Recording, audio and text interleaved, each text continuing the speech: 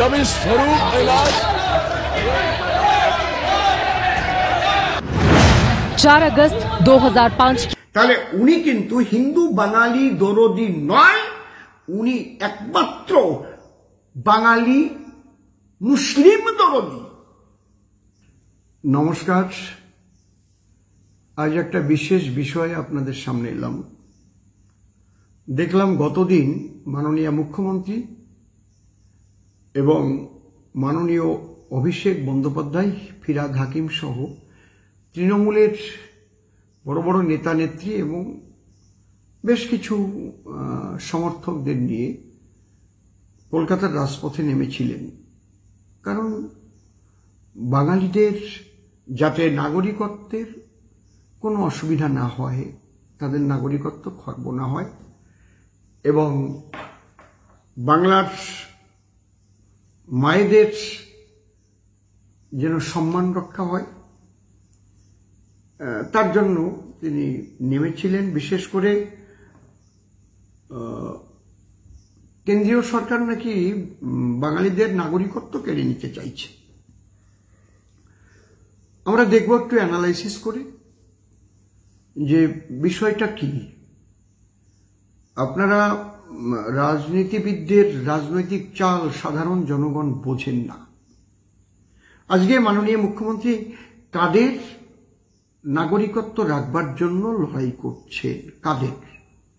আমরা পেছনের দিকে একটু যাব, আমরা মাননীয় মুখ্যমন্ত্রীকে একটু চিনে নেব আগে, যে সত্যি সত্যি তিনি কি এই বাঙালিদের প্রত্যেকের নাগরিকত্ব থাকুক ভারতবর্ষে, এটা চেয়েছিলেন কি না। আমরা দেখব উনি কি সত্যি বাঙালি দরদি, নাকি এর মধ্যে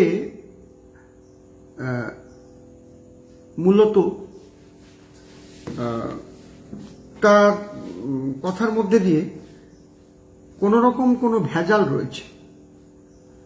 এটা আমরা একটু চেক করে একদম চোখের সামনে ভেসে উঠবে না, এগুলো আমরা দেখব সত্যি সত্যি বিষয়টা কি। আমরা যদি দেখি যে মাননীয় মুখ্যমন্ত্রী মমতা বন্দ্যোপাধ্যায় তিনি আজ যে পর্যন্ত এসেছেন, এর মূল কাণ্ডারি কিন্তু ছিলেন আমাদের প্রয়াত প্রধানমন্ত্রী শ্রদ্ধেয় অটল বিহারী বাজপেয়ী। সে আপনারা সবাই জানেন। আজকের ভিডিওটা একটু শেষ পর্যন্ত দেখবেন কিন্তু, হ্যাঁ, আপনারা কেটে দেবেন না, একটু দেখবেন, একটু তথ্যমূলক ভিডিও হবে। তা যখন আমার অটলজি প্রধানমন্ত্রী ছিলেন, আপনাদের সামনে এই কথাগুলো বলছি কেন, আমি মাননীয় মুখ্যমন্ত্রীকে পরিচয় করিয়ে দিচ্ছি। তিনি কিন্তু অটলজির সময়ও রেলমন্ত্রী ছিলেন, পরবর্তীতে কংগ্রেসের সময়ও তিনি রেলমন্ত্রী ছিলেন। ভালো করে বুঝতে হবে ব্যাপারগুলো কি। তাহলে উনি একবার বিজেপির হাত ধরেছেন, সেই বিজেপিকে ল্যাং মেরেছেন, কংগ্রেসের হাত ধরেছেন, কংগ্রেসকে ল্যাং মেরেছেন, আবার কংগ্রেসকে ধরেছেন, তাদের ধরে বাংলায় ক্ষমতায় এসেছেন, আবার তাদের ল্যাং মেরেছেন। উনি যে কখনকার ঠ্যাং ধরেন আর কখন কাকে ল্যাং মারেন, ওনাকে চেনা খুবই কঠিন। প্রচণ্ড হারে রং পাল্টাতে পারেন এবং শুধু গদির লোভে উনি যা ইচ্ছাতেই করতে পারেন। আবার উনি বলেন আমি যখন তখন মন্ত্রিত্ব ছেড়ে দিতে পারি, যখন তখন গদি ত্যাগ করতে পারি। এটা হচ্ছে ওনার মুখের একটা রুচিকর আলাপ, সংলাপ বলতে পারেন। এই মমতা বন্দ্যোপাধ্যায় যদি বাঙালিদের সত্যি সত্যি নাগরিকত্বের জন্য লড়াই করতেন, আপনারা খুব ভালো করে শুনবেন কথাগুলো। কারণ 2003 সালে উনি বিজেপির সঙ্গে ছিলেন। সেই সময়ে এনডিএ সরকার, শুধু তো বিজেপি নয়, সবাইকে নিয়েই এনডিএ দল, এনডিএ গঠন করে সেখানেই সরকার গঠন করেছিলেন। সেগুলো আমরা দেখব যে আমরা ভারতবর্ষে প্রচুর প্রধানমন্ত্রী আমরা পেয়েছি। আমরা সর্বপ্রথম প্রধানমন্ত্রী পেয়েছিলাম জওহরলাল নেহেরু সাহেবকে, তারপর গুলজারিলাল নন্দা, লাল বাহাদুর শাস্ত্রী, আবার গুলজারিলাল নন্দা, তারপরে ইন্দিরা গান্ধী, মোরারজি দেশাই, চরণ সিং, আবার ইন্দিরা গান্ধী, তারপরে রাজীব গান্ধী, তারপরে বিশ্বনাথ প্রতাপ সিং, তারপর চন্দ্রশেখর, তারপর পি.ভি. নরসিংহ রাও, তারপর অটলজি 13 দিন, তারপর দেবেগৌড়া, তারপর ইন্দ্র কুমার গুজরাল, তারপর আবার অটলজি, তারপর আবার ডক্টর মনমোহন সিং, তারপরে এসছেন আমাদের শ্রদ্ধেয় মোদিজি। চলছে 10 বছর পাস করে, এবার 15 বছরে পা দিয়েছেন উনি। খুব সুন্দরভাবে কথাগুলো শুনবেন আপনারা, দয়া করে। আমি বারবার বলছি করজোড়ে, কারণ আমরা অনেক কিছু জানি না বলে অনেক কথা ঝট করে বলি। অনেকে বলছেন বিজেপি খুব খারাপ, বিজেপি মতুয়াদের, বিজেপি বাঙালিদের বিরোধী, এদের নাগরিকত্ব হরণ করে নিতে চাইছে, এর ভয় দেখাচ্ছে, এনআরসি করবে, নাগরিকত্ব কেড়ে নেবে। কেউ কেউ আবার বলছেন, আমার কমেন্টে লিখছেন, এই বিজেপি যদি এইসব করে তাহলে বাংলায় বিজেপি নিশ্চিহ্ন হয়ে যাবে। অনেক রকমের কথা লিখছেন। আমি প্রথমত বলি, আপনারা বিজেপিকে ভয়টা দেখাবেন না এইভাবে। হ্যাঁ, ভয়টা কিন্তু আপনাদের, এটা আপনারা ভাবুন আগে। আপনারা বাংলা থেকে যদি একটা আসনও না দেন, তথাপিও কেন্দ্রে কিন্তু বিজেপি সরকার থাকবে। এটা আপনারা 100% ধরে নিতে পারেন। কারণ বাংলার বাইরে যে হারে বিজেপির প্রতি মানুষের শ্রদ্ধা, বিশেষ করে প্রধানমন্ত্রীর প্রতি মানুষের যে আস্থা পরিপূর্ণভাবে রেখে সমস্ত রাজ্য, সেই রাজ্যগুলোতে বিজেপির জয় জয়কার হচ্ছে। যে রাজ্যগুলো বিজেপির হাতে ছিল না, কোনোদিন ছিল না, সে রাজ্যগুলো আবার তারা ফিরে পাচ্ছে। সে পরের কথা, আপনারা ভোট দেবেন কি দেবেন না, কাকে দেবেন দেবেন না, ওটা চুলোয় যাক, ও নিয়ে আমি ভাবি না।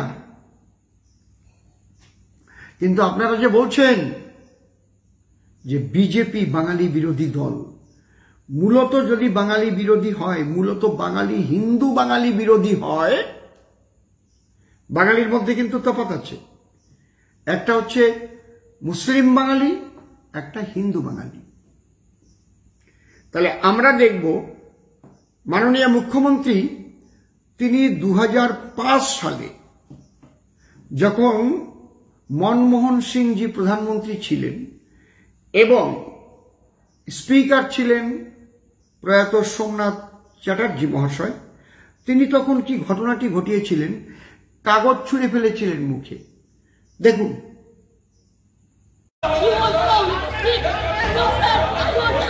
जब इस स्वरूप इलाज 4 अगस्त 2005। দেখলেন তো? এটা আগে জানুন, এই কাগজটা কেন ছুঁড়ে ফেলেছিলেন, এটা আপনাদের জানার বিষয়। এই কাগজ ছুঁড়ে ফেলার অর্থ ছিল যে উনি যখন এনডিএর সঙ্গে ছিলেন, তখন এল.কে. আদবানি সাহেব ছিলেন স্বরাষ্ট্রমন্ত্রী।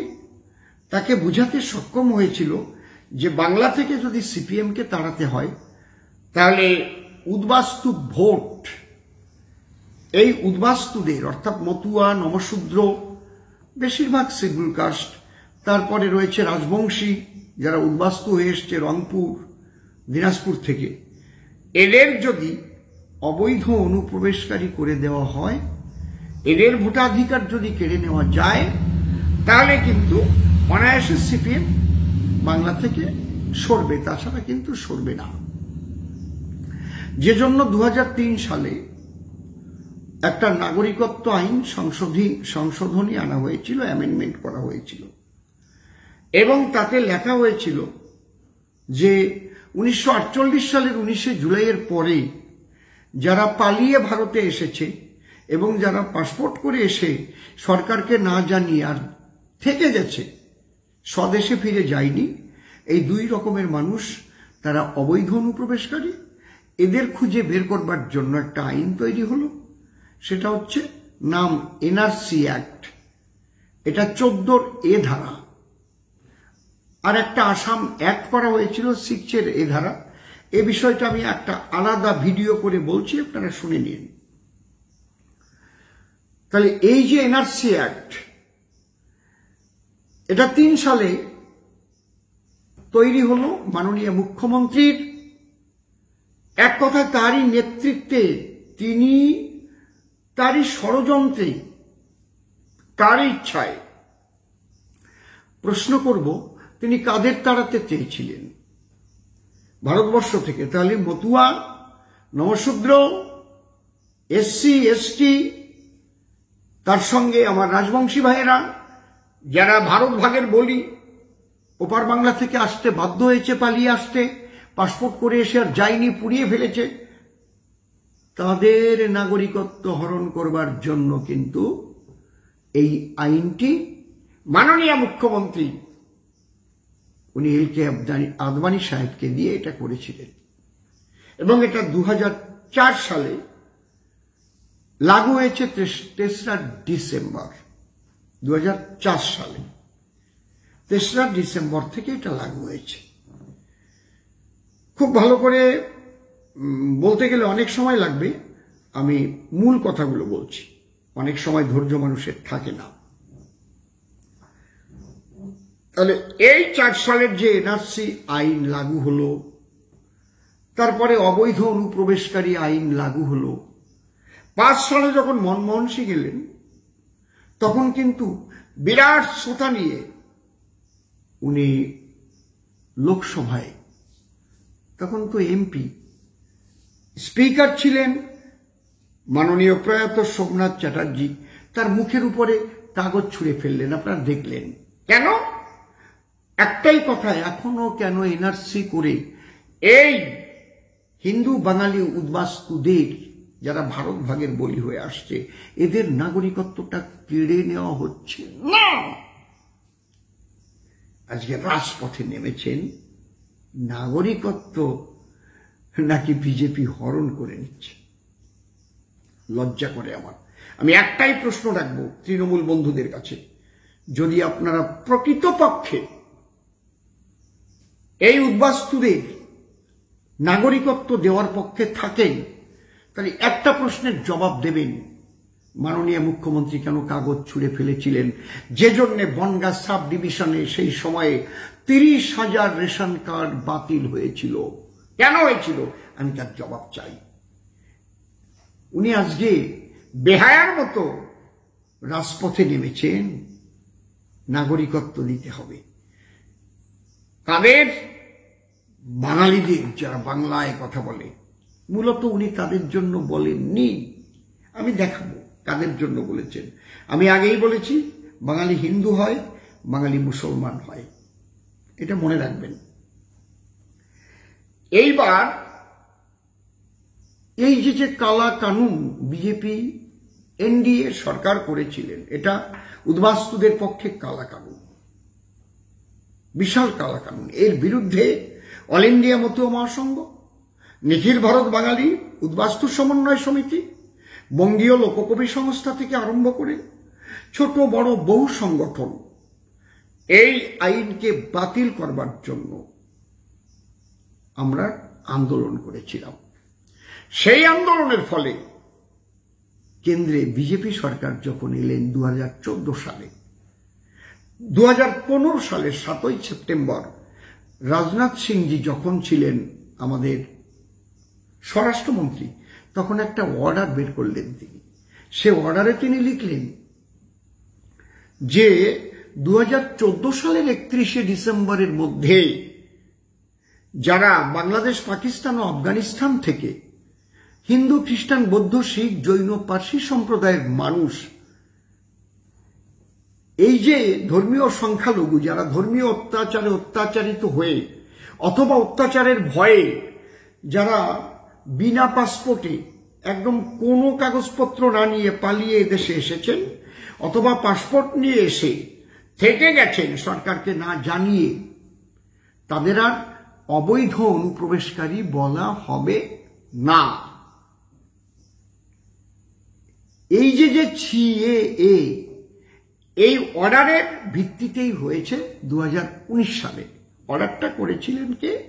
রাজনাথ সিং। কোনো অর্ডারই তো আইন নয়। রাজনাথ সিংজির সেই অর্ডার, স্বরাষ্ট্র মন্ত্রীর অর্ডার 2019 সালে, ওটা কিন্তু নাগরিকত্ব আইন হিসেবেই ওটা অ্যামেন্ডমেন্ট হলো। কোথায়? Principal of act of citizenship 1955 2:1 B foreigner act, এতে অ্যামেন্ডমেন্ট করা হলো, তাতেই ওটা লেখা হলো এবং খুব সুন্দরভাবে লিখে দেওয়া হলো যে এই আইনের আওতায়, সিএএ এর আওতায় যারা নাগরিকত্বের জন্য আবেদন করবেন তারা অনেক আগে এসেছেন ভারতে, ভারতের বাড়ি করেছেন, গাড়ি করেছেন, চাকরি বাকরি করছেন, ভোট দিচ্ছেন, যে অধিকার তারা সরকারের কাছ থেকে পেয়েছেন, রেশন পাচ্ছেন, এই নাগরিকত্ব আইনে অ্যাপ্লিকেশন বা আবেদন করার জন্য আপনার কোনো অধিকার থেকে আপনাকে বঞ্চিত করা হবে না।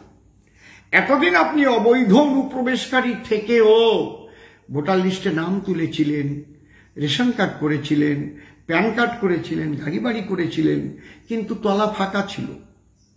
সেই ভিতটাকে শক্ত করে পরিষ্কার পরিচ্ছন্নভাবে আপনাকে নাগরিকত্ব দেবার জন্যই এই সিএটা যখন পাশ হলো, তখন কিন্তু মাননীয় মুখ্যমন্ত্রী তার বিরোধিতা করলেন, কা কা সি সি করে লাফাতে লাগলেন রাজপথে। কেন?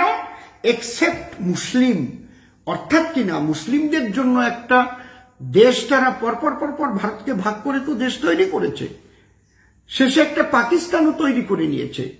এই জন্য সেই মুসলিমদের অত্যাচারে অত্যাচারিত হয়ে হিন্দু, খ্রিস্টান, বৌদ্ধ, শিখ, জৈন, পার্সি যারা এসেছে তাদের নাগরিকত্ব দেবার জন্য আইন, এখানে তো মুসলমানদের জন্য না। এই জন্য উনি বললেন কি, এতে ভারতবর্ষের সাম্প্রদায়িক সম্প্রীতি নষ্ট হয়েছে, ভারতের সংবিধানকে অবমাননা করা হয়েছে, সেকুলারিজমকে ধ্বংস করা হয়েছে, আমরা এটা মানি না। যদি মুসলমানরাও পাবে লেখা থাকতো তাহলে উনি মানতেন। তাহলে উনি কিন্তু হিন্দু বাঙালি দরদি নয়, উনি একমাত্র বাঙালি মুসলিম দরদি। খুব ভালো করে বুঝতে হবে, উনি কখনোই হিন্দু বাঙালি দরদি নয়। মাননীয় মুখ্যমন্ত্রী সবসময় রোহিঙ্গা এবং বাঙালি মুসলিম দরদি একজন মুখ্যমন্ত্রী। আমি প্রমাণ করতে পারছি কিনা আপনারা ভাববেন বাড়ি বসে। যদি উনি সমস্ত বাঙালির মুখ্যমন্ত্রী হতেন, সবারই নাগরিকত্ব চাইতেন, তাহলে কিন্তু সিএর বিরোধিতাও করতেন না। আর 2003 সালে এই উদ্বাস্তু হিন্দু বাঙালিদের তাড়াবার জন্য, কারণ তখন মুসলমান তো আসেনি, তখন আসছে তো উদ্বাস্তু হিন্দুরা, বেশিরভাগ নমশূদ্র, এসসি এসটি, রাজবংশী, এরা কন্ডক্ষত্রিয়, জেলে মালো ছুতার, এরা এসছে। তথাকথিত উচ্চবর্ণের মানুষ তো তারা ভারত ভাগ হওয়ার সঙ্গে সঙ্গে বা ভারত ভাগ হবে বুঝে তার আগেই তো চলে এসছে। তাদের বড় বড় ব্যবসা ছিল ঢাকা থেকে কলকাতা, তারা থাকেনি, ভারতের বিভিন্ন জায়গায় তাদের বাড়িঘর ছিল। একজন বলেছিল মরতে মরণ সানাইওয়ালার, কারণ বাড়ির মালিক বলছে ব্যান্ড পার্টি বায়না করে নিয়েছে, বলছে বাজনা যদি ভালো না হয় তাহলে যার যার যন্ত্র তার তার পায়ুদারে প্রবেশ করানো হবে, নিম্ন দ্বারে ঢুকিয়ে দেওয়া হবে। এখন ওই যে নাগরা পিটায় সে ভাবছে কি করে, আমার এত বড় নাগরা তো আর যাবে না, কাশিওয়ালা যাবে না, ঢাকওয়ালা যাবে না, ঢোলওয়ালা ওটাও নিম্ন দ্বারে যাবে না। কিন্তু যে সানাই বাজায় সে এমন কান্না আরম্ভ করেছে, সে আর কান্না থামে না। সবাই বলে তুই কাঁদিস কেন? বলছে আর তো কারোটা যাবে না নিম্ন দ্বারে, আমার সানাই তো ঢুকে যাবে ভেতরে, কারণ সানাইটাতে সরু। বুঝতে পারছেন ব্যাপারটা কোথায়? তাহলে উনি কিন্তু উদ্বাস্তু হিন্দু বাঙালিদের প্রথমত নাগরিকত্ব কেড়ে নেবার জন্য 2003 সালের ওই আইন করিয়েছিলেন উদ্বাস্তুদের নাগরিকত্ব কেড়ে নেওয়ার জন্য, যে কারণে উনি কাগজ ছুঁড়ে মেরেছিলেন। কেন এখনো এদের নাগরিকত্ব কারা পায় না? আবার যখন সেই নাগরিকত্ব দেবার জন্য আইন করলেন আমার মোদিজি, বিশ্বপ্রিয় প্রধানমন্ত্রী এবং অমিত শাহজি, উনি তার বিরোধিতা করলেন। কেন? এখানে মুসলমান বাঙালিরা তো নাগরিকত্ব পাবে না, পাচ্ছে তো হিন্দু বাঙালিরা। এই আইন আমি মানি না। সি তিনি বিধানসভায় পর্যন্ত প্রস্তাব এনে পাশ করে রেখেছেন যে আমরা ওই আইন মানব না। একটাই অন্যায়, কেন মুসলমানদের এখানে নাগরিকত্ব দেওয়ার কথা লেখা নাই। আমি প্রমাণ করতে পারলাম কিনা যে মাননীয় মুখ্যমন্ত্রী হিন্দু বাঙালি বিরোধী, উনি চান মুসলমান রোহিঙ্গা এই যে যারা রয়েছে এদের যেন নাগরিকত্ব খর্ব না হয়, তাহলে ওনার আসন চলে যাবে। ওনাকে ভোট দিয়ে দুধেল গাইরা রেখেছে। এই জন্য যারা রোহিঙ্গারাও এসেছে তাদের কিন্তু সমস্ত ভোটার কার্ড, আধার কার্ড সমস্ত কিছু করে দেওয়া হয়েছে, করে দিয়েছে। ফিরাদ হাকিমের মতো মানুষ, শওকত মোল্লার মতো মানুষ যারা রয়েছে তার সাকরেদরা, তারা করে দিয়েছে, তারা ভোট দিচ্ছে। ওপার বাংলা থেকে প্রচুর মুসলমান, লক্ষ লক্ষ মুসলমান ভোটের সময় এসে এখানে তাদের ভোটের কার্ড করা আছে, সেগুলো ধরা পড়ে যাবে যদি এসআইআর করা হয়। কারণ ইলেকশন কমিশন যে অর্ডার দিয়েছে, বিহারে যেটা চলছে, এটা বাংলায় এলেই ওনার ভোট পার্সেন্টেজ 3 ভাগের 2 ভাগ এসে যাবে।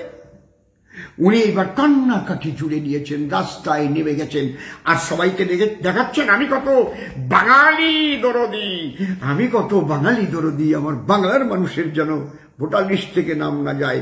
কিন্তু উনি হিন্দু বাঙালি দরদি নয়, উনি মুসলমান বাঙালি দরদি, রোহিঙ্গা দরদি। আজকে বলতে আমি বাধ্য হচ্ছি, আপনারা চিনতে পারছেন না। তাহলে বিজেপি কি অন্যায় করেছে আপনাদের এই সিএএ করে নাগরিকত্ব দেবার জন্য যে আইনটা করেছে আপনাদের, আপনারা ওদের কথা শুনে সিএএ তে অ্যাপ্লাই করছেন না কেন? আমি তো অবাক হয়ে যাচ্ছি। অ্যাপ্লাই করতে তো আর ওপার বাংলার কোনো প্রমাণপত্র লাগছে না। আপনি 1 বছর টাইম পেয়ে যাবেন, আপনি আইনের আওতায় অ্যাপ্লাইটা তো করবেন যে আমি ভারতের আইনকে সম্মান করি, সংবিধানকে সম্মান করি, মোদিজিকে সম্মান করি, আপনারা যে উপকার আমাদের করেছেন। তাই না হলে আমরা যদি সেই অবৈধ অনুপ্রবেশকারী থেকে যেতাম, তাহলে তো কোনোদিন আমরা ভারতের প্রকৃত নাগরিক বলে দাবি করতে পারতাম না। আমাদের voter card, Aadhaar card, PAN card, ration card যতই থাকুক, মনে ভয় থাকতো যে আমরা টাকা দিয়ে বের করেছি। এতগুলো প্রধানমন্ত্রী হয়েছে ভারতবর্ষে, কে করেছে আপনাদের বলুন? জওহরলাল নেহরু করেছে, গুলজারিলাল নন্দা করেছে, লাল বাহাদুর শাস্ত্রী করেছে, ইন্দিরা গান্ধী আপনাদের জন্য কিছু করেছে, মুরারজি দেশাই কিছু করেছে, চরণ সিং কিছু করেছে, ইন্দিরা গান্ধী আবার এসেছিল কিছু করেছে, রাজীব গান্ধী কিছু করেছে। হ্যাঁ করেছে। রাজীব গান্ধী কি করেছে? জন্মসূত্রে নাগরিক যদি বিদেশিরাও এখানে আসতো ঘুরতে, সে যদি সন্তান জন্ম দিত মা বাবার, তাহলে সেই জন্মসূত্রে নাগরিকত্বটা পেত সন্তানটি। এটাকে অর্ধেক করে দিয়েছে। এই রাজীব গান্ধী প্রথম আরম্ভ করলো এই কংগ্রেস সরকার। 1987 সালের 1 জুলাই থেকে যাদের জন্ম হয়েছে 1 জুলাইয়ের পরে, তাদের জন্ম সার্টিফিকেট তখনই টিকবে তার মা অথবা বাবা যদি একজন ভারতীয় হয়। কেউ যদি অবৈধ অনুপ্রবেশকারী হয়, হবে না। কিন্তু তুমি পালিয়ে একজনকে ভারতীয় নাগরিক হতে হবে। এইবার 2003 সালের আইনে যারা 2004 সালের 2 তারিখের পরে জন্মগ্রহণ করেছে, তাদের যদি ভারতের নাগরিকত্ব বজায় রাখতে হয়, মা এবং বাবা দুজনকেই ভারতের নাগরিক হতে হবে। একজনও অবৈধ অনুপ্রবেশকারী হলে কিন্তু হবে না। তাহলে রাজীব গান্ধী এটা করে দিয়ে গেছে। এনডিএ সরকারে মমতা থেকে এত বড় ক্ষতি করেছে। বিশ্বনাথ প্রতাপ সিং এলো, সেও কিছু করেনি। চন্দ্রশেখর এলো, সেও কিছু করেনি। পিভি নরসিংহ রাও এলো, সেও কিছু করেনি। অটলজি 13 দিন ছিলেন মাত্র, করার সুযোগ পাননি। দেবগৌড়া এলো, সেও কিছু করেনি। আবার ইন্দ্র কুমার গুজরাল এসেছিল, সেও এদের কথা ভাবেনি। তারপর অটলজি তিনি যখন এসেছিলেন, তিনি আসার পরে ওই যে 3 সালে যে আবার কালাকানুন তৈরি হলো, তারপরে ডক্টর মনমোহন সিং এসেছিলেন, 10 বছর ছিলেন, তিনি ওদের জন্য কিছু ভাবেননি। তারপরে এলেন 14 সালে আমার মোদিজি এবং অমিত শাহজি এলেন, রাজনাথ সিংজি।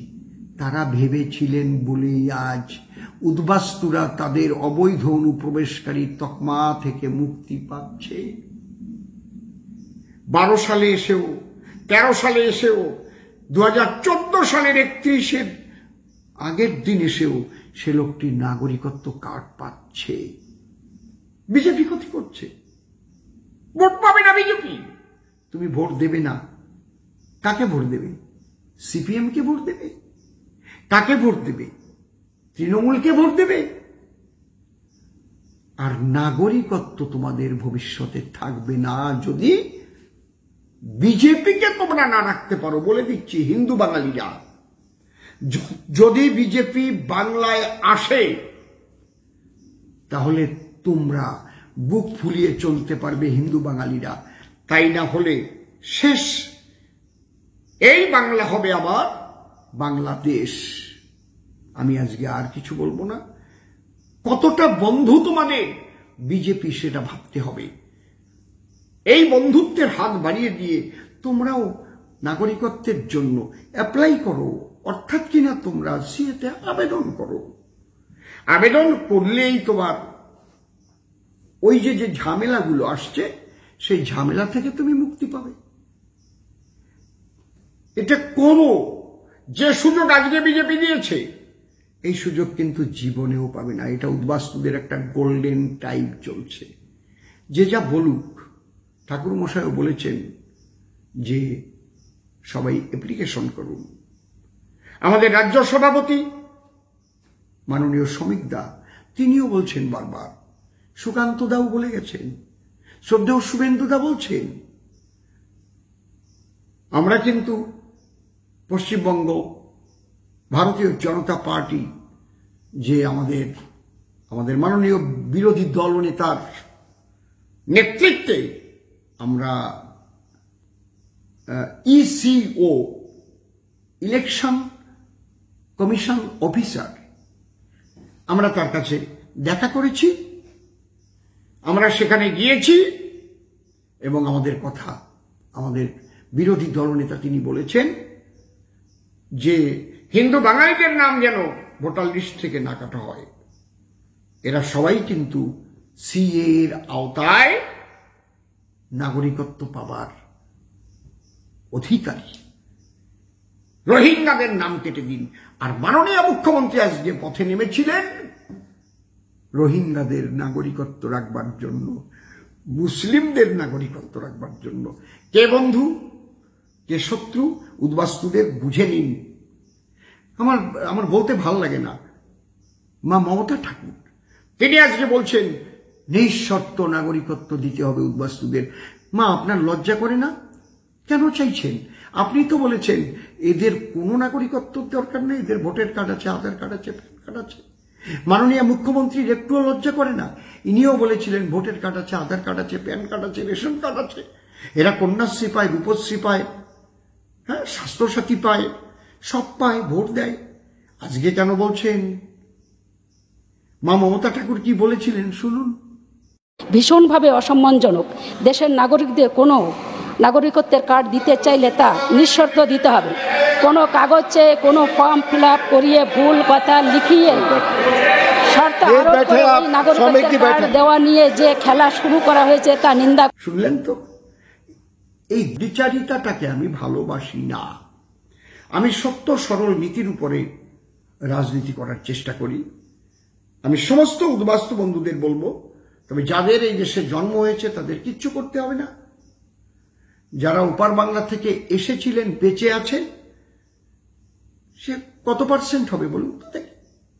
ওপার বাংলা থেকে যারা এসেছিলেন এখনো বেঁচে আছেন, কিন্তু যাদের জন্ম হয়েছে 1987 সালের 1 জুলাইয়ের মধ্যে, তাদের কিচ্ছু করতে হবে না, একদম জন্মসূত্রে তারা নাগরিক। আর যারা ওপার বাংলা থেকে এসেছেন তাদের করতে হবে। নমস্কার, ভালো থাকবেন।